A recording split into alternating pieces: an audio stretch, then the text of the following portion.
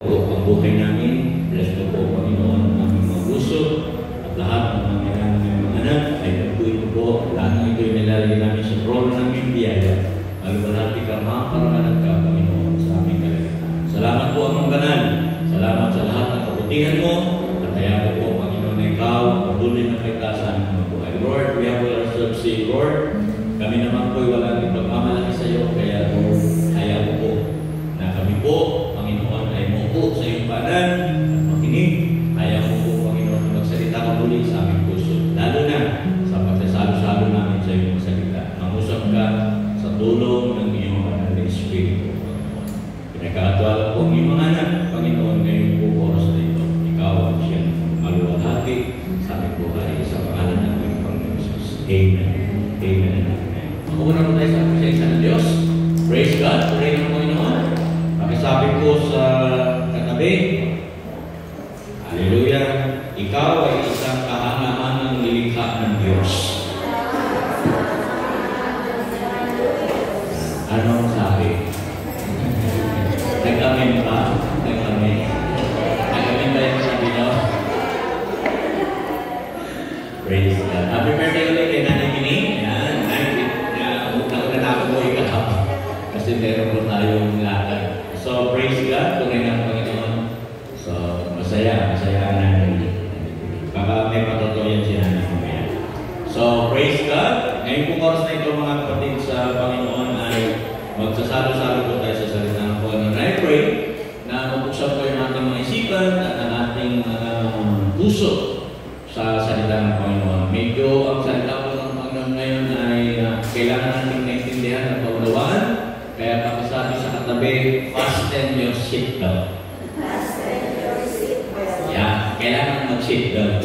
Baka malaglag, baka mahulog. Kasi ito po ang mensahe, isi-share ko sa inyo mga kapatid ay medyo kailangan po natin laliman ang unawa at intindi.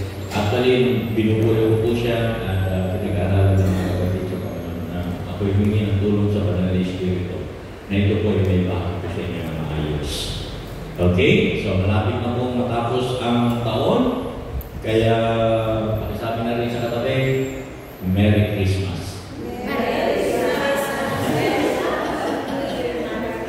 Mamaya siguro meron din na testimony yung mga pupunta ng Nakar. Kaya, pakikinggan din natin yung mga testimony ng mga nanay na nakarating sa Nakar. Kaya natin lahat ng yan. Okay? By the way, baka kasi makalimutan ko, baka makawala pa po sa announcement natin yung gawain sa Sabado. Nasa announcement na kayo, nandiyan na. Okay, so yan, gusto lang natin. Tsaka yun sa last Sunday, yun sa 13, nandiyan na rin. Wala pa rin. So yan. May mga nakantaway po tayong gawain, 22, 28, 29. Meron din tayong isang casting at yung 30 ay yung Jesus Reigns. Ayan. Sana ma-i-announce ulit. Ma-remind natin. Okay?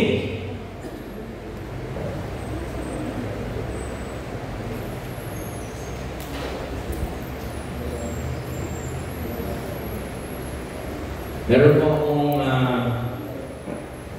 ipapakita sa inyo mga kapatid sa Panginoon. So, basta ito. As we go, sa salita ng Diyos.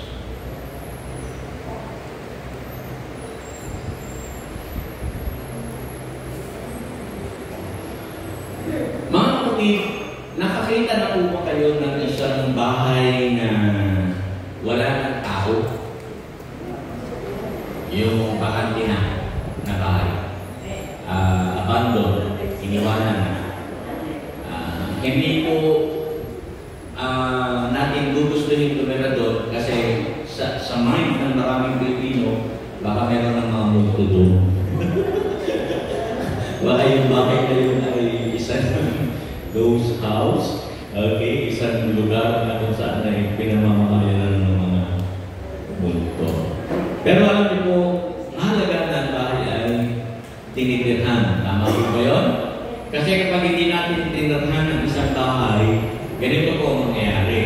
Yan, tingnan niyo po, mga kapatid. Yung bahay natin ay hindi lang maluluma, hindi lang madudumihan, kundi gagawa kailangan ng damo. Ayan, magkakaroon ng mga damo, pag yung mga paligid niya ay mapupuno ng mga halaman. Ayan. At yung loob naman ay magiging madumi at makalat. Ayan. Kaya siyempre, wala kasing nakatira, vacant yung lugar, mga kapatid, natural, hindi na po siya kasiya-siyang tirhan, hindi na po magandang tirhan kasi marami na tayong kailangan ayusin, i-renovate, at kung ano na pa, mga kapatid, sa Panginoon. Ayon po sa ilang pag-aaral na nakuha ko, mga kapatid, sa Panginoon, sa Japan daw po, mga kapatid, lahat daw ng open space o yung mga lupa na hindi natitirhan ay kanilang tinataniman. Sa Japan po yan, mga kapatid. O ibig sabihin, walang nasasayang na lupa sa Japan. Kasi sa Japan, pag nakita ng gobyerno na may nakatiwangwang na lupa, kukunin nila yung lupa. Kaya lahat ng mga open space, lahat ng mga lupa na hindi nagagamit, sinisikap nila na mataniman. Kasi sayang naman, mga kapatid, kaysa makuha ng iba, tataniman na lang nila. Nung ako po'y nasa Manila, mga kapatid sa Panginoon, kasi lumaki rin po ako sa Manila, wala rin akong nakita mga lugar na pwedeng pagtaniman. Kaya lahat binibili. Sa Manila, lahat binibili. Ultimo kangkong, ultimo talbos, lahat binibili. Sili, wala kang makikita o wala kang pwedeng pagtaniman. Siguro sa mga paso, meron na ngayon ng mga nagtatanim. Kasi sa Manila po, ang lahat ng lupa ay okupado na rin. Occupied na siya. Wala nang pwedeng pagtaniman. Yan. Home along the riles. Kahit mga lugar na mapanganib, basta kayang magtindig ng 4 na haligi, lagyan ng bubong, lagyan ng gulong ng sasakyan, okay na yan. Okay. Ganyan po sa Manila na walang open space. Sabihin nyo kahit mga sa mapanganib na lugar ay nagtitindig sila ng bahay. Okay, di ba? Marami kasing mga tao po mapaghinayang mga kapatid sa lupa. Mga kapatid, sayang naman, nakatiwang, taniman natin. Okay? Naalala ko po ang isang kaibigan natin pastor, si Pastor David po. Meron siyang tinatanim ng lupa, hindi naman kanya. Kasi nakita niya, sabi niya, sayang naman itong lupa ito. Nagbalot siya doon sa kanya kung pwede niyang taniman kasi napakahilig niyang magtanim. Kaya yung lupa na yun ay napapakinabangan dahil sa mga tanim. Naalala ko yung aking nalugang si Dave. Ganyan din. Mahilig din yung magtanim. O si Bakit Tani. O si kung saan niya nakuha yan. So, lahat ng lupa na open na pwedeng pagtaniman. Kaya rin po kami mga tanim na hindi naman lupa na. Yung mga puno ng sili. Yung harapan po ng church. Ano yan nataniman din yan ng sitaw. Tama ba? Ano ba mga inalitanin mo dyan? Kung ano, pecha, yan. Sayang kasi yung lupa. Nung yung lupa po namin doon sa likod, mga kapatid, ewan ko ako na, may mga tanim din yan noon dati na lemon at kung ano pa. So, lahat po kasi, sayang naman kasi, pagka nagkaroon ng mga bakanting lupa na hindi nagagamit, mga kapatid sa Panginoon. At yan yung pag-uusapan natin. Yung vacant. Isang lugar na walang laman. Okay?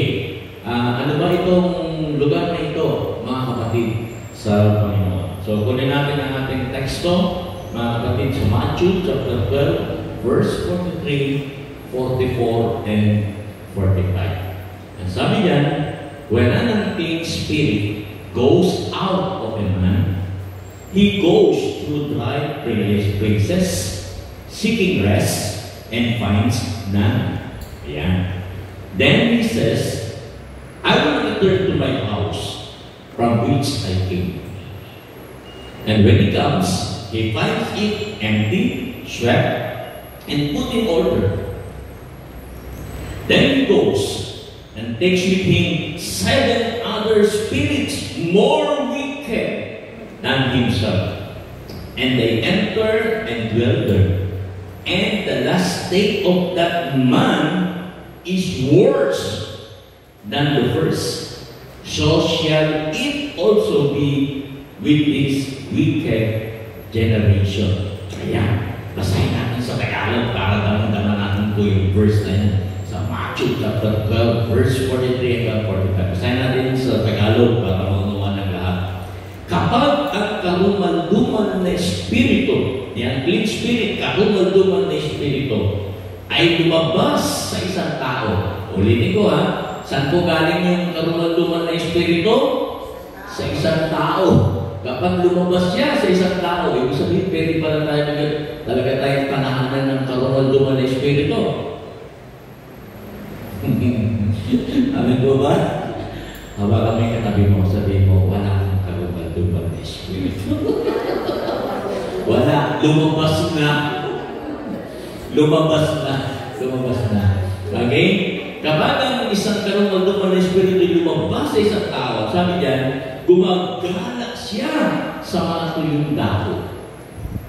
Nagala-gala lang itong karumalduman na espiritu. Naghahanap siya ng mapagpapainahan, ngunit wala siyang matagpuan. Ayan, ako maraming nagbabantay sa kanilang sarili.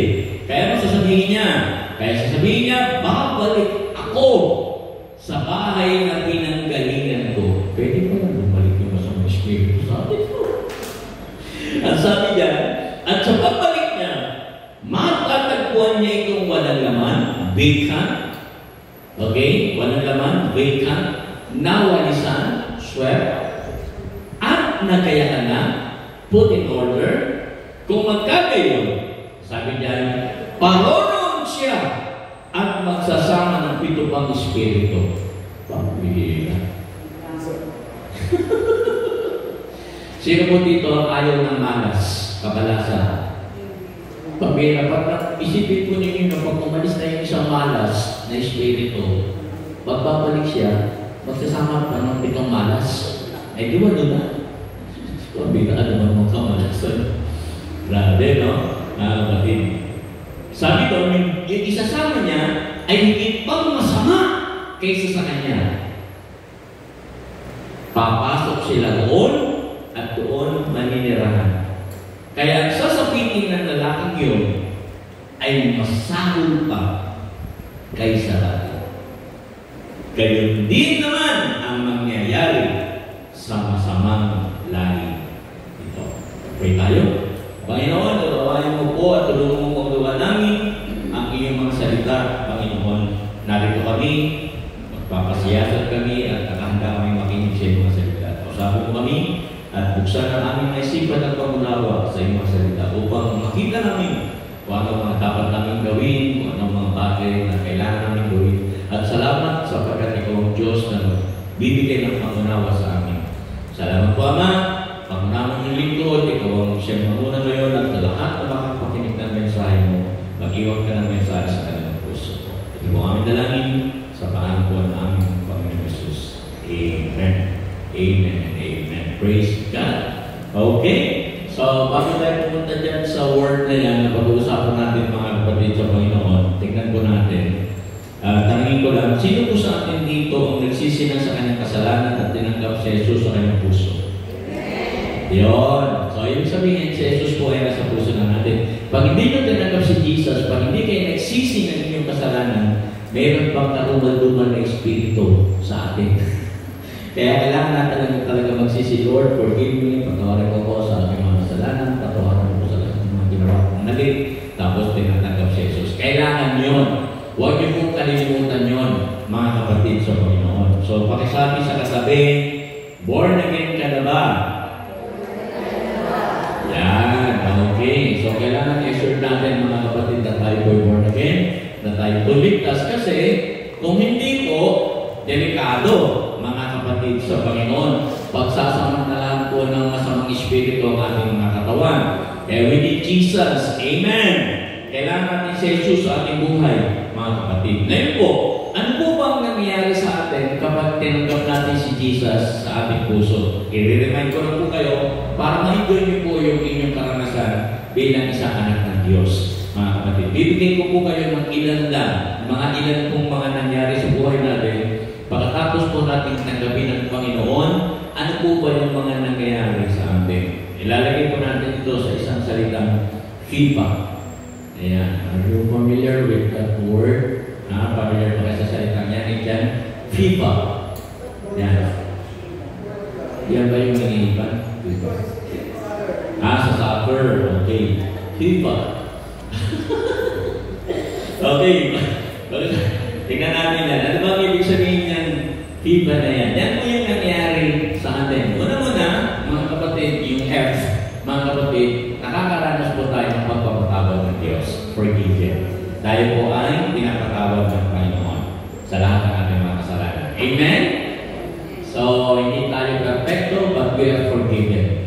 Tayo po ay pinatawad na ng Panginoon, mga kapatid. At dahil yan, dahil pinatawad na tayo ng Panginoon, may access na tayo sa heaven. Okay, ulitin ka na. Kapag naranasan mo yung pagpapatawad sa iyo ng Panginoon, may access ka na sa heaven. Bakit ka pupunta sa heaven? Kasi you are forgiven. Pinatawad ka na ni Jesus at meron ka ng relasyon kay Jesus dahil tinanggap mo na siya. You are forgiven. Hindi lang yun, mga kapatid, nung ikaw ay pinatawad ng Panginoon, may inilagay si Lord sa buhay mo. And that is His righteousness. Imputed with righteousness. Kasi nga, hindi tayo pwedeng maging righteous sa ating sarili, hindi tayo pwedeng maging mabait sa ating sarili, hindi pwedeng maging matuwid sa harapan ng Diyos sa ating sarili. Kaya inilagay ni Jesus yung kanyang righteousness sa buhay natin. Imputed po. So, kinagahan tayo ng righteousness ni Lord. Amen? Sabi sa katabi, kakagagawa mo ba ang righteousness ni Jesus? Ganon yun. Kinagahan tayo ng Panginoon kanyang kakuliran. Grabe, no? Mga kapatid sa Panginoon, ganyan po ang ginawa ng Panginoon Jesus sa buhay natin. So, dahil doon, ang sarap na, pwede na tayo mag-pray, pwede na tayo gumawa ng mabuti, kasi tinuturuan tayo ng Diyos na gumawa ng mabuti. We are righteous in the sight of the Lord because of Jesus. Then, hindi lang yun, filled by the Holy Spirit. Sinamahan, tinirhan pa tayo ng banal na Espiritu. Yung bahay natin, itong katawan natin, itong ating pangangatawan, ang ating sarili, ay ginawang templo ng Espiritu Santo. Okay? You are the temple of the Holy Spirit. Pinanahan tayo ng banal na Espiritu. Amen po ba? Wow! Grabe, no? Sarap nun. Sipin mo, sino tayo para gawing tahanan ng banal na Espiritu. Ganun tayo katindi, ganun kabigat yung karanasan natin, mga kapatid. So, we are filled, mga kapatid, by the Holy Spirit. Feel nyo ba yan? Nakipin nyo ba kayo ay tahanan ng banal na Espiritu? Dapat alam niya.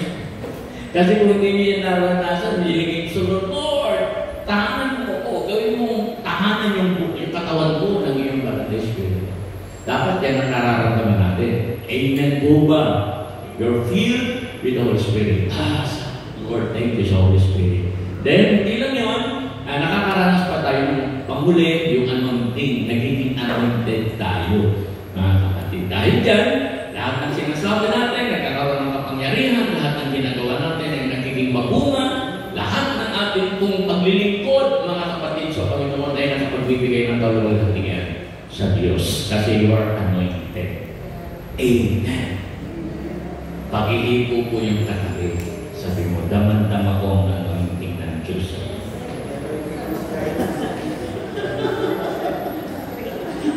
Parang hindi naman. Parang pinatawag na nila yung katabi. Yan yung nangyayari sa atin. Kaya lang, maraming Kristiyano, hindi yan nararanasan, hindi nararamdaman. Pero ganyan talaga ang ginagawa ng Diyos sa buhay natin. After we receive the Lord, kasi inisip natin ano ba, natin, wala ako, walang silbi ako, wala akong kwenta. Hindi gano'n. Napakahalaga mo sa Diyos. Amen po ba? Kasi grabe, hindi ka na pinatawad. Binigyan ka pa ng righteousness, tapos pinuto pa ng kanyang Espiritu. Grabe. Ngayon, kung nararanasan mo ng lahat ng yan, anong gagawin mo yun? Mga kapatid sa Panginoon, sa lahat ng ginawa ng Diyos sa buhay mo, paano ka naman makakabawi sa Kanya? Paano ka makakabawi? Paano ka makapagsasabi ng Lord, makakabawi kagandahan ng loob mo, sa lahat ng ginawa mo sa buhay ko, Lord, magbabalik ako kahit kaunti. Ano naman yung gagawin natin? What's next? Mga kapatid, nagkaroon ng sa buhay natin, mula sa pagiging walang kwenta. Wow! Anong susunod? Anong gagawin natin? Kasi kailangan natin may maibalik sa Diyos. Kailangan meron tayong gawin. Bakit? Kasi kung wala tayong gagawin, mga kapatid, matutunan tayo sa larawang ito. Ayan. Kahit yan po ay isang sasakyan na pwedeng gamitin, pero kung hindi na siya gagamitin, kung hindi siya aayusin, tutubuan ng damo. Okay? Mawawalan ng kwenta ang sasakyan, mga kapatid sa Panginoon. Tama po ba yun? Nakakita na ba kayo ng mga damo? Ay, mga mga sasakyan na may damo at tinubuan ng mga lupo, damo. Nakita na kayo na ganyan, mga nakaparada sa tabi. Nakita na kayo ganyan. Pagdaan mga driver, makita, sayang yung sasakyan, sayang. Hindi na nagagamit. Yan, tinutubuan na ng damo, lumot, at kung ano na pang dumi, mga kapatid. Kasi ganyan ang isang sasakyan na hindi ginagamit. At kahit sa isang itak o isang angkapon, pag hindi na ginamit, kinakalawang. Okay? Kaya mahalaga na ang bawat gamit po ay ginagamit, mga kapatid sa Panginoon. Kasi kung hindi, tutubuan ng damo, kakalawangin. Tingin sa katabi, tingin lang, huwag mong husgahan. Huwag mong husgahan, tingnan mo lang. Maraming mananampalataya, mga kapatid sa Panginoon, ay parang ganyan. Tinutubuan ng damo, kinakalawang na, wala na, hindi na nagiging kagamit-gamit sa Panginoon, mga kapatid.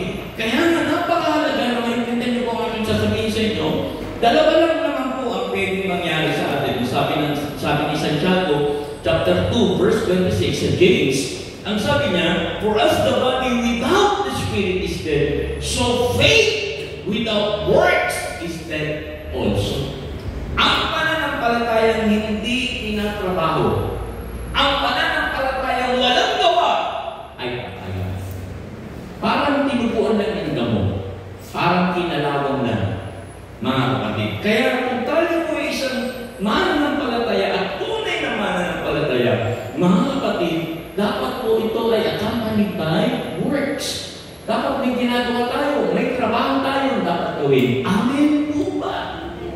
Yun yun, mga kapatid. Kasi hindi pa pwedeng wala, mga kapatid. Kasi kung wala, sayang naman yung faith na yan, mga kapatid sa Panginoon. Kaya sabi ni Paul sa Ephesians 4, verse 30, and do not grieve the Holy Spirit of God, by whom you were sealed for the day of redemption. Yung iba naman, gumagawa. Pastor, wala pa ako ng kay James. Yung faith ko, may trabaho yun, may gawa yun. Kaya wala ko dyan kay James. Yung faith ko, buhay. Pero ang sabi ni Pablo sa Ephesians, do not grieve the Holy Spirit of God. Paano ba nag-grieve ang banal na Espiritu na nasa sa atin? Paano ba natin siya nag-grieve, mga kapatid? Ito naman yung gumagawa naman tayo sa ubasan sa kaharian ng Diyos, pero yung ginagawa natin, hindi yung kalooban ng Diyos. Yes! Busy tayo sa kingdom, busy tayo sa paglilingkod sa Panginoon, pero yung ginagawa natin ay yun yung gawa natin at hindi yung gawa na inihanda ng Diyos sa atin. Hindi yung pinapagawa ng Diyos sa atin. Kaya nagigilip ang Holy Spirit. Kaya nakakalungkot dahil may mga mananampalatayang hindi gumagawa, may mga mananampalatayang gumagawa, pero yung ginagawa niya, hindi naman yun yung pinapagawa ng Diyos. And we grieve the Holy Spirit. Di po ba masakit yun? Hindi ko alam pa ang tamang Tagalog ng grieve na pipighati. Naintindihan niyo ba yung napipighati ng banal na Espiritu Santo? Yun yung nakuha ko sa Tagalog, pero ako kung magagawa niyo yung Tagalog niyan. Napipighati ang banal na Espiritu. Nalulungkot, sobrang nalulungkot ang banal na Espiritu sa ating buhay kapag tayo po, mga kapatid, ay gumagawa ng labas sa kalooban ng Diyos. Kaya importante, mga kapatid, na maunawaan natin mga kapatid, kung ano po yung dapat nating gawin. Balikan ko lang po yung verse na binasa natin kanina sa ating verse sa Matthew 12, verse 44. Sabi diyan, tingnan po natin, then he says, sabi ng masamang espiritu, ng unclean spirit, ay sabi niya, I will return to my house. Babalik ako sa bahay kung saan ako lumabas. Babalik ako doon sa taong yun kung saan ako lumabas. Mga kapatid, huwag niyo po kakantayin ng Satan, babalik ka rin. Babalik ka rin. Huwag mo kantayin ni Satan yan, ha? Sabi mo, wala nang balikan. Amen? Kailangan ang isang unclean spirit ay hindi na mabalik, mga kapatid. Pero sabi ng bad spirit, I will return to my house from which I came. Babalik ka. Kaya mga kapatid, magbantay po tayo. Kasi itong Bible po nagsasabi niya, hindi po ako. Bible na nagsasabi, ano ang oras, pwede siya bumalik. At kapag natagpuan niya, and when he comes, he finds it empty, swept and put in order. Tatlo po yung kanyang requirement para makapasok ulit siya. Tatlo po yun. Pag nakita niya yung tatlong yun sa buhay mo, pwede ulit siya pumasok. Mga kapatid sa Panginoon. At hindi lang yun, hindi lang siya papasok, magsasama pa siya ng 7. Kaya bantayan natin yung tatlo. Ito po yung empty, swept, at put in order. Bakit gano'n? Ano ang ibig sabihin nun, mga kapatid sa Panginoon? So, lalandiman natin ng kaunti ang pag-aaral natin ng salita ng Panginoon. Kukunin natin yung mga original na salita niya from the Greek. Yung salitang empty, ang ibig sabihin niyan is skolaso in Greek, mga kapatid sa Panginoon. Ang ibig sabihin ng skolaso is to cease from labor. Tumigil na siyang gumawa. Tumigil na siyang gumawa. Okay? Meron siyang pananampalataya sa Diyos, pero ayaw niyang gumawa. Ayaw niyang mag-involve, mga kapatid, sa mga gawain ng Panginoon. To cease from labor. Kaya, tanongin mo siya, ano ginagawa mo sa church? Ano ginagawa mo sa work? Nag-iisip lang ka. Okay? Isa po yung cease, yung iskulaso, empty. Pag nakita niya sa atin, wala tayong ginagawa sa karya ng Diyos, meron na siyang footing. Pwede na siyang makabalik. Pangalawa, ang ibig sabihin ng iskulaso is to loiter. Yan po yung pakalat-kalat. May faith tayo, pero pakalat-kalat lang tayo sa paglalingkod sa Lord, sa karya ng Diyos. Okay? At yung isa is to be idle. Yung walang ginagawa. Kapag nakita niya yan sa buhay ng isang mananampalatayang kanyang inalisan, ito yung road papunta sa vacancy. Pwede na akong bumalik. Pwede na ulit akong bumalik sa mananampalatayang yun. May faith yan, ha? Tandaan niyo po, ang tinutukoy po dito ay mga mananampalataya, hindi po unbeliever. Mga mananampalatayang tumigil sa paggawa, mga mananampalatayang pakalat-kalat lang, mga mananampalatayang walang ginagawa. Are you there? Naintindihan po ninyo, mga kapatid? Mga kapatid, gusto ko pong sabihin sa inyo ito. Kaya napakahalaga sa church, ang hindi lang tayo sumisimba, kundi ang tayo po ay mag-involve sa ministry. Wala kami na. Wala kami na. Mahalaga ba na kapatid sa Lord na tayo po i-involve sa ministry? Marami po tayong ministry. Meron tayong pastoring ministry, meron tayong praise and worship ministry, meron tayong media ministry, mga kapatid. May ministry tayo sa mission, sa outreach, may mission tayo sa kung saan-saan pa, mga kapatid sa Lord. So sana po, isa man nandyan, involved tayo. Amen? Amen? Yan. Minsan kasi, okay, wala pang masama kung tayo po sa church, magtisimba sa Lord, okay, purihin ang Panginoon, God bless you. Pero kung minsan, kailangan natin mag-involve, kailangan natin gumawa sa karya ng Diyos. Amen po ba? Kasi ang kaaway po, yan yung binabantayan niya. Mananampalataya ito. Pero kung mananampalataya ito, tumigil na gumawa ito sa church. Wala naman ginagawa. Pakalat-kalat sa church. Idol. Okay, siya. Ayaw natin matagpuan tayo ng kaaway na walang ginagawa. Ayaw natin yan. Sana po, sabihin sa katabi, gumawa ka na. Amen? Alam niyo po, minsan, mahirap mag-involve sa ministry. Alam niyo kung bakit? Kasi sa ministry po, makakaranas tayo ng ganang kasiyahan, pero hindi lang kasiyahan, hindi lang tayo tatawag, darating ang panahon, iiyak niya tayo. Sama-sama kayong iiyak kapag may mga pinagdadaanan na kayo sa buhay. Tapos higit sa lahat, ang pinakamamigat, yung masasaktan ka na. Kaya yung mag-involve sa ministry, kasi nasasaktan lang ako. Diba yung ba kaya yung nag-involve sa ministry? Ay, masaktan ako, kinalo sa buhay ko. Ang totoo niyan, mga kapatid sa Panginoon, yung punting na nararanasan natin sa church at sa paglilingkod natin sa Lord, bahagi po yan ang ating paglago. Amen? Ang sabi ni Sam Chan, si Sam Chan, ang sabi niya, mga kapatid, ang growth, mga kapatid, is change. Pag lumalago ka, may nangyayaring pagbabago sa iyong buhay. Ganon din sa halaman, di ba? Kapag ang halaman ay tumubo at lumalago, nagkakaroon ng mga changes po. Tama po kayo? Nakakita pa kayo ng pagbabago sa isang halaman? Hindi naman pwedeng maliit na halaman. Dagdag ulit siya maliit, dagdag na maliit, dagdag na maliit. Ano mga halaman gano'n? Nakakita na kayo ng halaman ganyan. Maliit, tapos dagdag ulit maliit, dagdag ulit, hanggang patas na siya ng patas na puro maliliit. Hindi gano'n. May mga changes po. Nagkakaintindihan po? Kaya gano'n talaga. Kaya kung magkikita kung may pagbabago na gano'n sa buhay mo, lumalago ka. So, congratulate mo kayo katabi nyo. Lumalago ka na kapatid. Alam na pinagbago mo. Amen? Diba? Pag lumalago tayo, may mga changes talaga na. Kaya lang, sa mga change, ang sabi ni Sam, mga kapatid sa Panginoon, there is loss. May mawawala. Di ko ba? Yung mga comfort namin, lalabas na sa comfort zone, grabe, ang daming mawawala sa atin, mga kapatid. Kasi may nangyayaring pagbabago. Hindi na ako ito. Nawala na yung dati. Yung loss. Nawala na. Mga kapatid, ano ito? Itong ginagawa ko, ba't ganito? Yan, mga kapatid. So, nawawala na. And then, pag nawala yan, mga kapatid, there is pain. Yan. Sa loss, may pain. Oh, nami-mistake ko na ako minamit. May pain niya na wala na.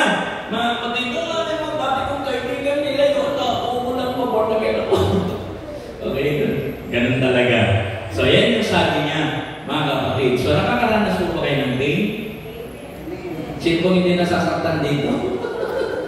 Lahat tayo nasasaktan, di ba? Pag may nawala ako, ang sakit na, okay? Pero sabi ni Sam, mga kapatid, therefore, sabi niya, growth, ang ibig sabihin ng growth is pain. Ang lumalago, may sakit talaga, nasasaktan. Ganyan talaga sa ministry. Amen! Mga kapatid. So, ibig sabihin kasi niya, lumalago ka. Kaya, nawala na ito. Okay, ganyan po ang lumalago. Kaya kung kayo po'y nakakaranas ng pain, ibig sabihin, kayo po'y lumalago. Ang luba. Kaya huwag tayong titikaw. Amen? Kasi ang pain po natin, maglilit po yan sa ating maturity as a Christian. Ngayon, balikan ko lang po isang ang ating pinag-aaralan at kukunin ko po yung halimbawa ni David. Kilala niyo po si King David? Nung siya po ay king, mga kapatid, may pangyari sa kanyang buhay. Minsan sa buhay na ganito na nangyari. 2 Samuel, chapter 11, verse 1. Tignan natin na sundan niyo ako mga kapatid. It happened in the spring of the year. Si David po ito. At the time when kings go out to battle, yung mga hari dapat ay nakikipagdigma, that David sent Joab and his servants with him and all Israel. And they destroyed the people of Ammon and besieged Rabbah. Go, Joab! General Joab! Sama mo lahat ng mga army namin! Makipagdigma kayo! Mananalo kayo sa mga munitan yan! Go! Layas na kayo! Punta na kayo sa timan! But David remained at Jerusalem. Hindi siya sumama. Hindi siya nakipagdigma na dapat nandun siya as a king. Dapat siya yung mag-lead sa kanyang army para talunin ang mga munita. Pero hindi niya ginawa yun. Nanatili siya sa Jerusalem. Ngayon, anong kwento niya? ang nangyari? Well, hindi natin alam. Ang reason ni David, baka isa yan siya tatanong natin sa langit, pag nakita natin siya, David, bakit mo nakikipagtipan? Nanto ka sa okay, hindi natin alam. Maaring si David, mga kapatid, ay tinaman nung gabi niyo. Maaring nung araw na yun ay wala sa mood na makipagdigma. Maaring yung time na yun ay isang pagkaraniwang gabi lang sa kanya. Well, kaya na yan ng mga army ko, kaya na yan ng mga tao nyo. Well, inisip niya, siguro, di naman, no big deal. Tinamad siya. Ang problema, mga kapatid kay David, yung dapat niyang ipaglaban, hindi niya ipinaglaban. Yung dapat niyang gawin, hindi niya ginawa. Yung laban niya, tinigilan niya. Cease to labor. Mga kapatid, tinamad siyang ipaglaban ang mga bagay na dapat ipaglaban. Mga kapatid, alam ko po ngayon yung mga, ano po ang ipinaglalaban ng inyong pananampalataya? Ano po ang ipinaglalaban ng inyong pananampalataya sa Diyos? Mga kapatid, yan bang ipinaglalaban mo sa iyong pananampalataya ay nakahanda ka rin ng mamatay? Yan bang ipinaglalaban mo ay hanggang kamatayan? Kaya mong ibigay ang buhay mo sa ipinaglalaban mong pananampalataya? Unawain ko nga ang sinasabi. Sino po sa atin dito ang ipinaglalaban ng kaligtasan ng kanyang pamilya? Pinaglalaban mo ba ang kaligtasan ng iyong asawa, mga anak, mga mahal sa Diyos? Pinaglalaban mo ba yan? Kasi di magkakaroon niya ng pananampalataya sa Diyos. O wala lang, bahala siya. Basta ako, nasa Lord sila. Nung sa Rendemo, bahala sila. Ipinaglalaban mo ba ang kaligtasan? Ipinaglalaban mo ba ang pangangailangan mo sa araw-araw? Ipinaglalaban mo ba ang mga kakainin at ang mga pangangailangan mo sa araw-araw? Ipinaglalaban mo ba yan? O bahala na! Mga kapatid, pinaglalaban ba? Naniniwala ka bang meron kang Jehovah Jireh na mag-provide ng lahat ng iyong pangangailangan? Ipinaglalaban mo ba yung Jehovah Jireh mo sa panahon ng iyong pangangailangan? Ipinaglalaban mo ba ang kalusugan mo? Ipinaglalaban mo ba ang Jehovah Rapha na nagpapagaling kapag nakakaramdam ka ng hindi maganda sa iyo? Ipinaglalaban mo ba ang iyong pananampalataya? Church, ipinaglalaban mo ba ang iyong ministry? Na hindi pwedeng bitawan ang ministry kung ito na ipinagkatiwala ng Diyos sa akin. Ipinaglalaban mo ba ang ministry ipinagkatiwala ng Diyos sa iyo? Hanggang kamatayan, itong ministry ito, hindi ko pwedeng bitawan. Church, ano ba pinaglalaban ng iyong pananampalataya? Pinaglalaban mo ang ministry na yan. Hindi pwedeng mawala ito sa akin. Ito na naman ang pinagkatiwala ng Diyos sa akin. Isusuko ko ba? Ito na naman ang napagkitiwala ang may pagkatiwala ng Diyos sa akin. Isusuko ko ba? Ipinaglalaban niyo ba? Ang pananampalataya ipinagkatiwala ng Diyos sa akin. So, how's your ministry? Gaano po ang oras, panahon na naibibigay natin sa ministry? Naibibigay ng Lord sa atin. Tingnan niyo po, isipin niyo, from Monday to Sunday, ano po ba ang pinaglalaban natin sa atin? Pinaglalaban ba ninyo ang iglesia kung saan tayo kumakain at lumalago at nagagamit ng Panginoon? Pinaglalaban ba ang iglesia? Ipinaglalaban ba natin yung mga ito, mga kapatid, at higit sa lahat, ipinaglalaban ba natin ang ating bansa? Na kahit laganap ang korupsyon, naniniwala tayo may gagawin mabuti ang Diyos sa ating bansa. Amen? Amen po ba? Ipaglaban natin, mga kapatid, ang dapat ipaglaban. Amen po. Si David, sa halip na ipaglaban niya ang bansa ng Israel, he remained in Jerusalem. Nanatili siya doon, mga kapatid. Kaya mga kapatid, ano po mga pinaglalaban natin na hanggang kamatayan, aking itong ministry na ito na pinagkatiwalaan ng Panginoon, hindi ko ito pinitawan. Nung binubuli ko ito, nung pinagkatiwalaan ako ng Diyos ng ministry na maglingkod, hindi ko ito bibitawan. Kahit may mga pagkakataon na gusto ko nang bumitaw, or tayo na, pahaba na rin ng mga pinaglingkod ko. Hindi ko bitawan eh. Ang daming pagsubok, ang daming hirap, ang daming kahirapan. Lahat dinatid. Dinatid sa pamilya, karoon ng battle sa health, karoon ng battle sa church.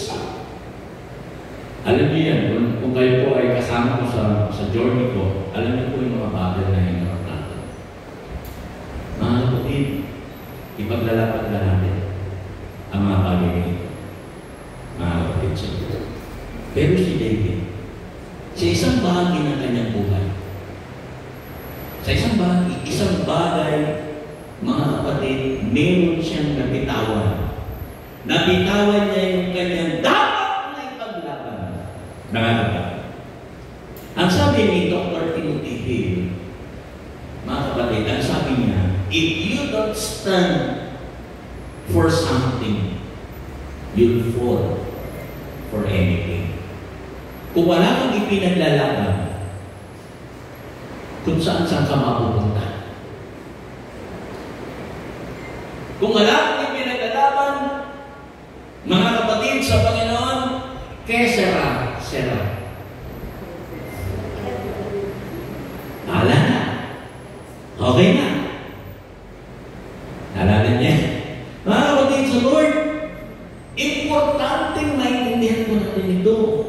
Mga kapatid, kaya po bilang mission keeper ng Benazal, mga kapatid, every year, ako'y lumulod sa Lord, ako'y nagtatanong sa Panginoon, ako'y nakikipag-usap sa Panginoon. Sabi ko, Lord, ano ang ipaglalaban ng Benazal? That's why dito sa ating anniversary, mga kapatid, nagkapa po yung ating team na Ascend and Conquer. Kailangan ipaglaban, mga kapatid.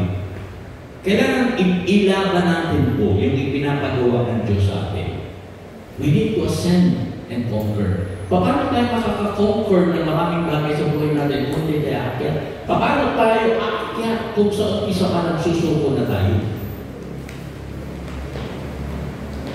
Naintindihan ko ninyo? Paano tayo aakyat kung gusto lang natin, doon lang tayo sa baba, doon sa ating comfort zone, ayaw umakyat, nahirap umakyat. So, paano po tamaran natin tayo yung magiging conqueror kung hindi mo natin gagawin yan? So, yan po yung pinaglalaban ko sa church. Kaya every time, mga kapatid, yan po yung gusto kong mangyari sa kabuuan ng minister, mga kapatid. Ascend and conquer. Kaya mga kapatid, bilang hindi pong pastor, gusto ko pong sabihin sa inyo na may trabaho tayo. Amen! At hinahamon ko po kayo, mag-involve tayo sa ipagagawa ng Diyos. Pag sabi na sa katabi, sabihin mo, magtatrabaho tayo. Sabihin mo sa kapila naman, sabihin mo, magtatrabaho tayo kapatid. Sabihin mo sa kanya, huwag kang bibitaw. Kailangan kasali. Amen! So sabihin mo sa katabi mo, sige, come with me. Sama ko. Amen! Kasi kung hindi, mga kapatid sa Lord, bakit nakakaaway? Wala naman ginagawa yun. Baka hindi. Wala naman, tumigil na siya. Pakalat-kalat na, idol ka yan. Ako, ano lang yan, loitering. Pakalat-kalat lang yan sa church. Walang ginagawa yan sa church. Mga kapatid sa Lord, pag nakita tayo ng kaaway na ganyan, patay tayo yan. Okay, second, balikan ulit natin first. Then it says, I will return to my house from which I came, and when he comes, he finds it empty. Second, swept. Ano ba yung swept, mga kapatid? Tuloy-tuloy natin yung ugat na salita niya sa Greek. Ang word po na ginamit niya is son. Ano po yung son? walis. Winalis. Broom to sweep. Winalis siya. Grabe mo, mga kapatid. Anong ibig sabihin ito? Unawain natin ito, mga kapatid, sa Lord. Minsan, hindi natin napapansin, winawalis tayo, mga kapatid. Kapag hindi tayo lumalago sa ating pananampalataya at kapag tayo kalat lamang, anong gagawin sa kalat? Wawalisin. Di po ba? Sino pong hindi nagwawalis ng kalat sa bahay? Yung mga ang daming kalat, walis! Kaya yung mga pakalat-kalat, pinawalis yun! Sabi mo sa katabi mo, hindi ako pakalat-kalat. Pinawalis yun. Paano po ba nangyayari na ang isang mananampalataya ay pakalat-kalat, mga kapatid? Nangyayari po yan kapag nawala na po yung conviction natin. If we lose our conviction, diyan na po mag-i-start yan. Kapag nawala na po yung accountability, mga kapatid, yung accountability na hindi ang papayag na ako lang ang nakakapaglingkod sa Panginoon. Hindi ba pwede na ako lang ang born again? Kailangan dalhin ko ang aking mga kaibigan, kailangan dalhin ko ang aking pamilya, kailangan dalhin ko ang mga tao kay Kristo. Pag nawala na po yun, mga kapatid, anong gagawin mo pa sa kaharian ng Diyos? You have lost your accountability. You have lost your responsibility. Wala na yung responsibilidad natin. Hindi na tayo responsible. Di po ba galit tayo sa isang taong irresponsable na hindi ginagawa yung trabaho niya? So kapag di na natin ginagawa yung trabaho natin, anong tawag sa atin? Wow, wala siya man. Wala namang ginagawa yan. Wala nang pumunta sa church yan. Wala nalang nadala yan. Kahit kaibigan yan. Hindi naman yan dala sa church. Di ba? Yan, pupunta sa church. Pag gusto niya lang, pag ayaw niya, hindi pupunta sa church. Kakalat-kalat yan. Tingnan mo yung siguro sasabihin ng kaaway. Wala kang mga nadadala ng kaluluwa sa Lord. Wawalisin na lang kita. Wala. Kung kaibigan mo, hindi mo naman dinala. Lagi mo nakakakwento, hindi mo naman dinala sa church. Yung pamilya mo, araw-araw mo ka sa Bible, hindi mo na sinishare si Jesus. Ay, kung wala kang ginagawa, wawalisin na kita. At pag nakita ng kaaway na, alam natin ang gagawin natin. If we lose our condition, if we lose accountability and responsibility, wawalisin tayo. Siya. Sabi mo sa tabi mo, ayaw ko yun. Ayaw ko rin yun sa inyo, mga kapatid. And what is the best picture na nagpapakita nito? Papakita ko sa inyo sa picture. Mas malawan ninyo, ito po yung judo. Sino pa naglalaro ng judo dito? Alam niyo ba yung judo? Yan yung body bagad. Okay, hindi po wrestling yan. Judo yan, hindi wrestling. Judo. Okay, body bagad yan. Hinabalibag yung kaaway. Pag nakapitan, ipabalibag ka, mga kapatid. At pag ikaw ay balibag, mga kapatid, you lose your footing. Hindi ka na nakatungtong. Wala na. Kung sino yung nagbabalibag sa'yo, yung nakatungtong, ikaw wala. Ang paa mo nasa taas na. And you're flying in the air. Nasa taas ka, mga kapatid. Kasi binapalibag ka ng iyong kaaway. At hindi ka makakapili ng iyong babagsakan. Kasi binabalibag ka niya. Yan po ibig sabihin yan, mga kapatid sa Panginoon. Church, kapag tayo ay kontento na sa kung ano lang tayo ngayon, mga kapatid, at hindi tayo dumampot ng kahit isang ministry sa church, paglalawan tayo ng ating kaaway. Paglalawan tayo. Alam niyo po, mga kapatid, kapag wala tayong ginagawa, mararamdaman mo yung sarili, magkakaroon ka ng yung hindi ka na satisfied. Yung bang nasasawa na ako. Parang nawawala na ako ng gana. Pag wala na yung ginagawa, darating yun. Yung mawawala ka ng gana, yung excitement, mawawala. At kapag wala ka ng excitement, mawawalsing ka ng kaaway. Bakit sa church ka ba? Anong ginagamit ka? Kaya mawawalsing. Kaya pa sinino po, maraming pinakulis talaga. Di ba? Nawala sa excitement nila. Nawala na yung involvement nila. Nawala na yung mga paggawa Kaya, sweat. Room to sweep. Kaya kapag hindi ka lumanggo ng ministry, baka dumating yung araw, ikaw yung dadamputin ng kaaway. At hindi na isa ang dadamput sa iyo, walo sila na dadamput sa iyo. And hindi po, pakisabi sa katabi, hindi mangyayari sa akin yun in Jesus' name. Amen? Hindi natin yan napapansin eh.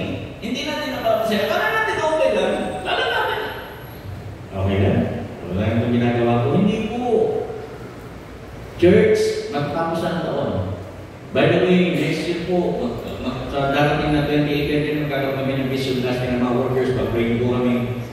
Marami po tayong gagawin at ayusin sa church. Sana mag-involve kayo. Kung nakikita niyo po, meron po kayong talent sa music, approach nyo lang po si Pastor Dave. Saan man kayo mailagay?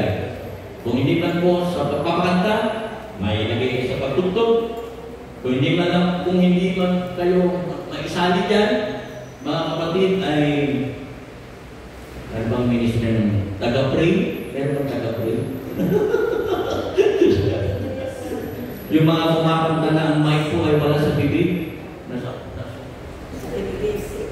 Kasi nakikita naman ng Diyos ang puso ng tao. Kaya dito na lang ilalagay yung mic. Mga kapatid, andyan ang media natin. PowerPoint media. Kung mapapansin nyo, walang laman ng ating mixer. Kailangan natin nang gagalaw siya. Diba po tayo? Saan tayo prepare? Ang answers natin, iisang mukha na lang halos ang nakikita natin. Baka naman sakali, i-approach niyo po si Sister Mary. Baka pwede akong mag-input dyan sa asakin. Amen? Kung nakikita niyo po, maraming kailangan ayusin sa church, sige lang. Sino bang i-approach natin dito? Si Kuya Joey? Approach mo si Kuya Joey? Paano ba tayo baka nagawa, makatulong? O kaya naman, pag nakita niyo yung mga kailangan ayusin at gamitin, i-approach na po si Mercy. Sa Mercy, paano ba ako ba kayo border sa ginagawa mo, mga kapatid? Napakadaming ministry. Mabawa naman po mahilig sa mga bata, approach mo po si Pao. Sabihin nyo, Pao, pwede ba po dyan sa mga bata? Okay po, naintindihan nyo? Kung wala naman po kayo doon, kahit sa prayer na lang, sa prayer na lang ako, okay, approach nyo po yung mga prayer warriors natin. Di ba? Kasi matanda na ako, mahina na ako, mag-pray na lang ako. Okay naman po yan, basta powerful na po yun. Kung sa tingin niyo po, mahina na kayo, wala na kayong lakas. Pero kayo naman po, kaya pa natin mag-pray. Amen? Narinig, 89 na. Di ba? Pero na sa church pa. Okay? So pray. Saan man tayo? Pwede. Lumang pa tayo ng ministry. Mag-ibag ako sa ministry. Ayaw kong makagawa ng kaaway na akong binabalik kung saan-saan. Mga kapatid. Tulungan natin po ang ating mga workers, ang ating mga leaders. Kailangan natin yan, mga kapatid. Tignan natin, balikan natin si David. Tignan niyo ito ha.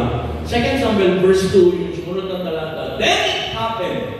Kasi nanatili siya sa Jerusalem. Then it happened one evening that David arose from his bed and walked on the roof of the king's house.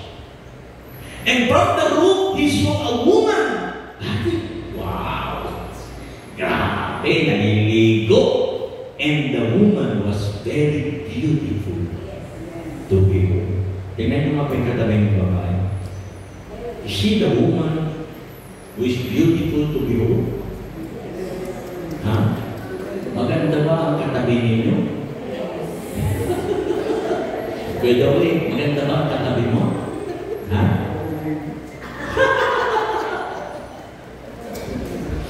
Mga kapatid, nakikita niya, wow, ganda dito ah. Hindi ko masabi ito kay Chan kasi iniwalin yung asawa niya kung maganda pa ang kayong katabi. Hindi ko yung masasabi kasi kasaunahan mo na. Listen to this, makinig kayo. Ang kaaway po ay nangangailangan lang ng isang idol evening. kay David. Loitering evening para makuha niya si David. Just one loitering evening. Just one idle evening. Yun lang ang kailangan ni Satan, mga kapatid. At binago ng isang gabing yun ang buhay ni David. Mula sa mga tagumpay niya sa nakaraan, in just one idle evening, nabago ang buhay ni David. Naging adulterous si David. Naging martyr si David. Just one idle evening. Isang gabing wala siyang ginawa. Hindi sumama, hindi pinaglaban na dapat ipaglaban. Nalingat siya. At talaga si nakakalungkot. Hindi talaga natin pwedeng pagmalaki kung anong meron at kung anong may meron tayo. Pagdaling na tayo. Pagdaling na tayo. That's one idle moment sa buhay natin. Kaya po tayo bilang ng kakabay. Paano nakabalik si David? Buti na lang. Hindi siya pinabayaran. Sinuboy na ang Prophet Nathan. Prophet Nathan! Confront King David! Sabihin mo, yung dapat niyang gawin. Dapat.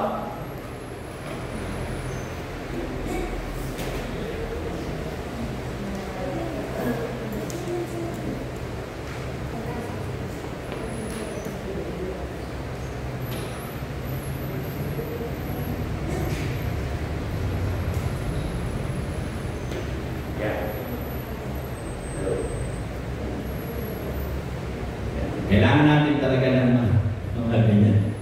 Si Jan talaga po. Kung meron po kayong kakayahan sa ganyan, approach na lang po si Jan. Sabi nga, mag-ibang ako dyan. Ikaw ang bahala dyan. Okay? Titiyakin kung hindi magluloko at like ni Pastor. So, mga kapatid ng Lord, listen to this. Si David po, mahal ng Diyos. Sabi nga ni Prophet Nathan, pagkama yung mga lingkod, pagkama sabihin mo, mali yung kanyang ginawa. So, pinag-front ni Prophet Nathan, propeta talaga na dapat kausapin kasi hindi mo makikinig si David sa kanyang general, hindi makikinig si David sa kung sino man sa kanyang kaharian. Pero kay Prophet Nathan nakinig siya. Sabi ni Nathan, you are the one! Ikaw yung gumawa ng mali! Kaya ang kailangan ni David, buti na lang, si David nakabalik. Kailangan po yun. At ito ang word na humility. Nagpakumbaba siya. Kung hindi, mag-humiliate siya. Makakaya talaga si David, mga kapatid sa Panginoon. Kaya po, nung siya po ay naging humble in the presence of the Lord, talagang sabi niya, ako yun. I have sinned against God. Nagkasala ako. At ano yung prayer niya sa Psalms 51 verse 10? Sabi niya, Lord, restore to me the joy of your salvation and uphold me by your generous spirit. Yung prayer ni David. Nagkamali ako ng Lord. Nawala yung excitement, nawala yung joy. Minsan sa buhay ni David, nawala yung kagalakan niya sa paglilingkod sa Diyos. Kaya yung prayer niya, restore to me, Lord, the joy of my salvation. Kaya si David, mga kapatid, nung nag-humble siya before the Lord, alam niya nagkamali siya. Alam niya na wala yung joy. Kaya sabi niya, Lord, restore the joy. Minsan nakakaranas din tayo ng ganyan, di ba? Nawawala din yung joy mo sa paglilingkod. Nawawala din excitement mo. Yung excitement na pagdating ng Sabado, yes, lingkod ulit bukas. Woo! Hallelujah! Lingkod na naman! Makakapag-church na naman ako! Ano ba excitement natin na nawala yung joy natin? Yung excitement natin. Yes! Lingkod na! Woo! Hallelujah! At dahil dito, mga hapon, makakapasok na ulit ako sa LCBTC at sabihin kayo namin. Excited ka ba? Yes! pababayaan ng PMA kahit graduate ako. Tutulungan ko yung susunod na batch. Magpapanil ako. Walang excitement na. Buti na lang! Pabili na ito ulit! Yes! Pagpapabili na ito ulit sa bahay namin. Kumusta ba yung excitement natin? Yung joy natin in serving the Lord. Mga kapatid, sabi ni David, restore the joy. Lord, ibalik mo po yung joy in serving you. Balik mo po yung joy ko, Lord! Hallelujah! Excitement ko na nung ano sa mga gawain. May prayer natin? Hallelujah! Mga kapatid sa Lord, nagkakamali tayo, yes. Pero kapag tayo naging humble in the presence of the Lord and ask the Lord for restoration, Lord, ibalik mo yung Amen? Amen po? Bakit nangingin yung katabi? Excited ka na katabi? Hallelujah! Hallelujah! Excited ka tayo sa mga gawain ng Panginoon! Yes! Hallelujah! Umiin na ng Panginoon. Excited ako. Pupunta naman kami sa Nasara. Hallelujah! Kaya nakita ko excited ko na namin. Umalis ng Friday. Project signal sila sa sasakyan. Wow! Excited. Kahit mahirap umakit sa jeep dahil taas, excited pa rin siya nanin ninyo. Di ba, Nay? Hindi niya pa. Excited ka, no? Nakakuha yung mga nanay natin. Excited talaga sila. Hallelujah. Nan, hindi niya, okay ka na? Okay na. Tama, hanggang ngayon, nandito pa rin siya. Oo, stay ang aking momento. Balikan natin yung verse. Last, pangunay. Matthew 12, verse 44. Listen to this. Then he says, I will return to my house from which I came. Kung saan akong gawin. And when he comes, he finds it empty. Wow. Cease to labor. Idle. Pwede na akong pumasok. Sweat. Okay. Wawalisin na lang. Eto na. And put in order. Mga kapatid sa Lord, nung pinapulay mo ito, ano ba rin sa isang bahay na maayos? Di ba nga ang bahay natin, inaayos natin? Tama mo ba? Okay, inaayos natin, nilalagay natin sa ayos. Yung mga kalat, inaayos natin. Tama po ba? Sino ba maayos ang bahay dito? Basta naman, yung mga maayos ang bahay. Parang ang baba ng kamay mo. Sino po ang maayos ang bahay? Yon, praise God. So, yan. Ano masama? If you put things in order, ano masama doon? Masama bang linisin? Masama bang ayusin ang bahay? Ito po yan. Para mas maintindihan natin. Yan paling nahanap ng kaaway para makabalik sila. Put in order. Oh! Naku Lord, kailangan pala makalat ang bahay ko, kailangan makalat ang buhay ko. Hindi po. Kunin natin yung root word para mas maintindihan natin. Ang root word po niya put in order sa Greek ulit ay kosmeo. Yan yun. Kosmeo. Yung kosmeo, yan po ang root word ng salitang cosmetics. Okay? Alam niyo yung cosmetics? Alam niyo yun, mga girls. Mga ginagamit sa mukha, mga cosmetics. Yan po yung root word ng cosmeo, mga kapatid. So, anong ibig sabihin ng cosmeo? Ang ibig sabihin ng cosmeo is decoration only. Dekorasyon. Put in order.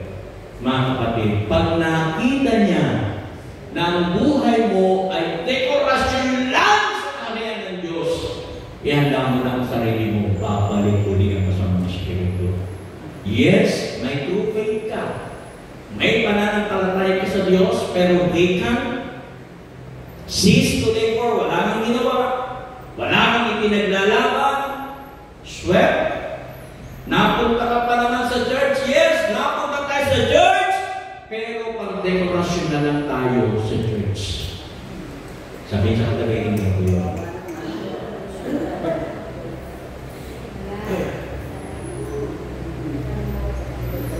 Kusmeyo pa naman. Susmeyo. Hindi ako dekorasyon sa church. Amen? Amen po! Hindi tayo dekorasyon. Pag nakita ng kaaway na tayo dekorasyon lang sa church,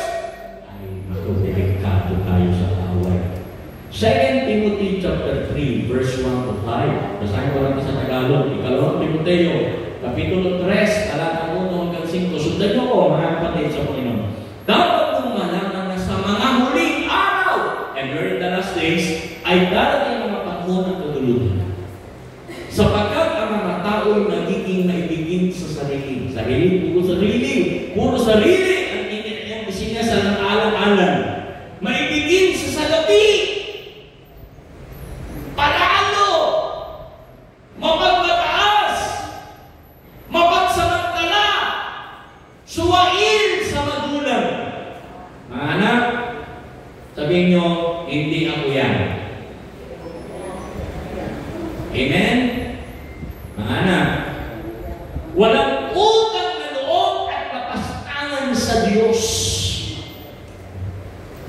Sila'y magiging walang pagmamahal sa kapwa, walang habag, mapaninang puri, walang pagbibigil sa sarili, marahas, at walang pagpapahalaga sa mabuti. Verse 4, sila'y magiging mga taksil. Akala mo faithful, pero naging taksil.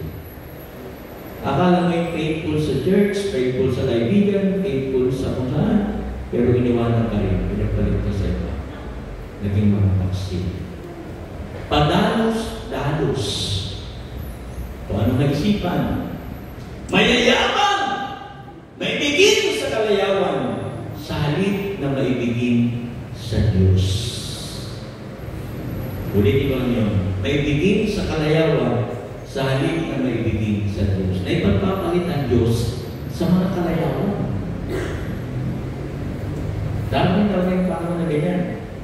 Na mas pipiliin natin ang kalayawan kaysa sa Diyos. Verse 5, ito matindi.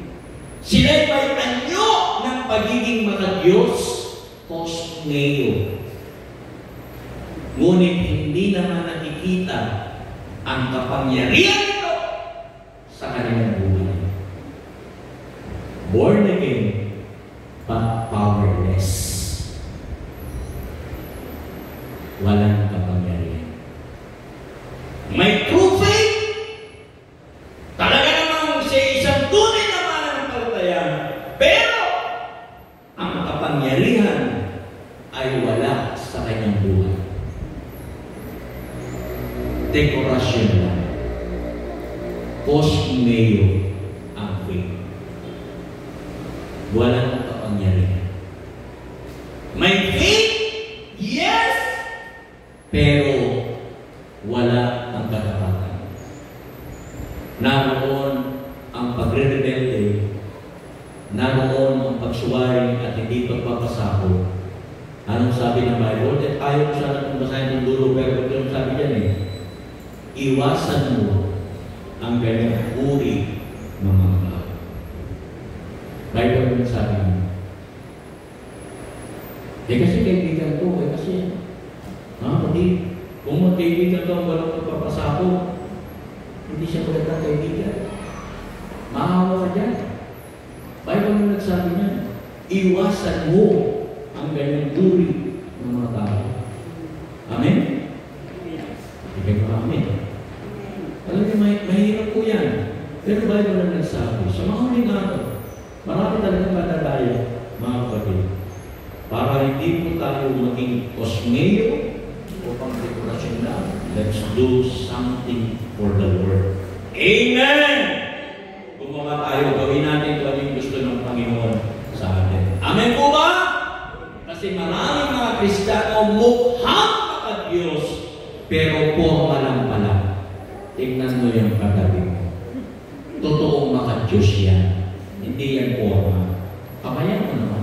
So, buti na lang. Tunay kang faith. Ang mga nakakatayo mo. Diba? Mga kapatid? Nag-church, pero yung espiritu ng pagpapasako at hindi pagsunod, wala. Lahat po tayo gusto natin ng long and healthy life. Amen? Amen po ba?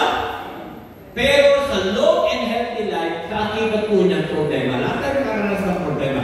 Pero magkakaiba po yung pagharap sa problema, mga kapatid. Yung iba, inaharap nila yung problema na ganito. Nakawala sila ng gana, lumot, nagkakaroon sila ng distress, nagkakaroon po sila ng depression, sa bigat ng problema.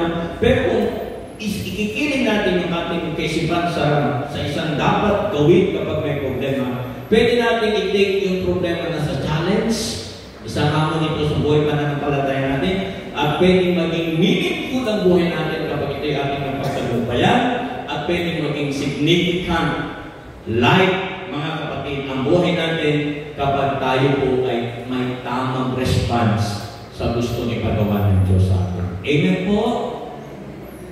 Church, fast and receive God. Fast and receive God. May tatanong ko sa inyo. Sa langit po ba araw-araw ang worship? Sa langit po ba araw-araw ang worship? Araw-araw po ba ang fellowship sa langit? Mga kapatid, kung dati po ba tayo ng langit, hindi kaya tayo manibago. Hindi kaya tayo manibago. Patawa ako ng service dito. Samantala sa akin sa lupa, sa pesta. Di ko araw-araw. Hindi kaya manibago kayo. Balik ka lang tayo sa lupa kung ayaw mo sa langit. Nakakapalibahan. Alam niyo po, as a pastor, ang church natin, 2 beses na lang nagagamit sa loob ng isang linggo. Sabado at linggo. The rest, wala na. Sayang ang church na itinindig ng Lord, na hindi nagagamit sa mga fellowship, sa mga trainings, sa mga gawain, lahat nakasiksik sa Sabado at linggo. Di po ba? Mga kapatid sa mga. Kaya nakakamot ka. Dati, meron tayong Tuesday, meron tayong mga gawain sa church, pero lahat isinisik na Sabado nito. Anong dahilan? Kasi ang mga members ko, doon na sila need to pray. The rest of the week, yung kung mga ilang araw, hindi na available. Sayang ang church. Sana, no? Ganda lang ang church, Sabado nito. Then the rest, sayang naman yung Monday to Friday. Pwede kayo magtinda na lang tayo dito sa church, baka araw-araw may tao mo. Gawin natin tindahan. Mag-Lunes hanggang Friday. Tapos sarado siya, kapagunin ko kasi gagamitin ng mga member ang church. Extend na naman po yung kainan niyo dito. Ate, Friday station. Monday to Friday. Libre po ito, wala po kung magagamit ng church. Monday to Friday. Lagyan natin ng table. Pagka dito yung pagpakain. Wala lang magagamit. Sabado linggo lang. Di po ba? Nakapatid sa Lord, sana naiintindihan yung mga kanyang sinasabi. Sana, ang prayer ko, sana magkaroon na ng fellowship ang mga tatay natin. Magkaroon na ng fellowship ang mga nanay sa church. Magkaroon kayo ng fellowship kayo. Mga kapatid sa Panginoon. O kaya magkaroon ng mga training, mga pagsasanay, praise worship, magkaroon ng mga araw na ito, araw na ito. Kaya lang, nagko-compromise po tayo na okay na, wala na, kasi di naman nagkaroon kasi busy na lahat busy. Kaya nasabi niya, pagdating ko sa namin, baka umayaw kayo kasi araw-araw worship yun. Kaya sabi natin, wala dito sa langit. Pang-linggo lang ako. Pag-Sabado linggo lang. Hindi ako sanay na nag-worship ng Monday to Friday. At po ba tayo? Naintindihan niyo ba ang sinasabi? So, mga kapatid, bilang ninyo pong lingkod, bilang ninyong pastor, mga kapatid, pag-aman ko sa inyo, magpagamit tayo sa Lord. Amen? Alam po, ako po ay hindi na po bata. Ako po ay may edad na rin. Bagamat hindi ako 89 years old, nakatulad na natin. Pero may edad na rin po, hindi pastor. Anong araw, bibigay ko ang aking katawan. Anong araw, ay hindi na makakagawa ng mga kilos. Mga kapatid. Ang mga araw, pwede akong kunin ni Lord. Ngunit sa puso ko, mga kapatid, hanggang may lakas ako, hanggang may buhay ko, maglilingkod ako sa inyo. Hanggang po nila ng Lord. Hanggang kaya. Amen po? Alam nyo, magkaroon ng pagsubok sa church, yung pandemic, parang gusto ko rin sa church. Kasi yun ang nasabi ng gobyerno sa mga church. Bawal fellowship, bawal gatherings. Pero, sabi ko, hindi na gusto ng Lord eh. Kaya alam niya yan, alam niyo po yan, nung nag-pandemic, bukas ang church. Pero yung pandemic, maraming niliglig na mananampalataya. Maraming atras, maraming mawala. Lahat yan. Lahat dumarating po. Lahat ng iglesia dumarating diyan. Hindi na tayo maraming church bukan ng kami mga pastor. Lahat. May mga church na nagsama talaga na wala nang gawain. Dahil hindi na alaw. Mga kapatid. So, pero praise God, andito pa rin tayo. Pag ikaw ay mga katabi mo, salamat na dito ko pa. Amen? Amen po ba? Amen. Mga kapatid, mahirap po yan. Mga kapatid. Sana ang masamang espiritu, karuman-duman na espiritu na gumagalat, naghahanap ng mabalikan. Sana ang nakalagay sa katawan mo, no vacancy. Amen? Hindi vacant ang buhay ka ng palataya ko. Amen? Hindi vacant. No vacancy. Kasi kung vacant ka, wawalisin tayo. Kasi dekorasyon lang tayo sa church. Huwag niyo po hayaan na gano'n. Dumampot pa tayo ng ministry. Amen! Tayo nga po yung mga workers natin. Tayo sa mga workers po tayo. Mga kapatid sa tayo. Tayo, lahat ng mga workers sa church.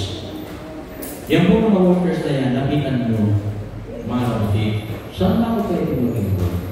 Saan ako pwede? Pwede sa prayer na lang ako pwede yun. Lapitan ko. Involve tayo sa prayer. Involve tayo sa ministry, sa music, sa answering. Saan tayo? Mga kapatid. Amen po? Palapakan natin ang Diyos. Palapakan natin ang Diyos sa buhay ng mga Panginoon. Mga kapatid sa mga hallelujah. Praise God. Praise God. Praise God. Tayo natin ito ngayon. Ulit. Lahat po tayo ito. Sa presensya ng Panginoon. Church, konting panahon, natatapos na ang 2025. Papasok na tayo sa 2026. Di ko alam kung anong mangyari. Pero ako po, inaalis ko po ang buong Ebenezer. Nag-vision fasting kami sa buong Ebenezer. Sa 2018 na nag-vision fasting ulit tayo naman sa church. Sana magawa natin mga pinapagawa ng Panginoon sa atin. Mga kapatid sa Lord, mag-involve po kayo.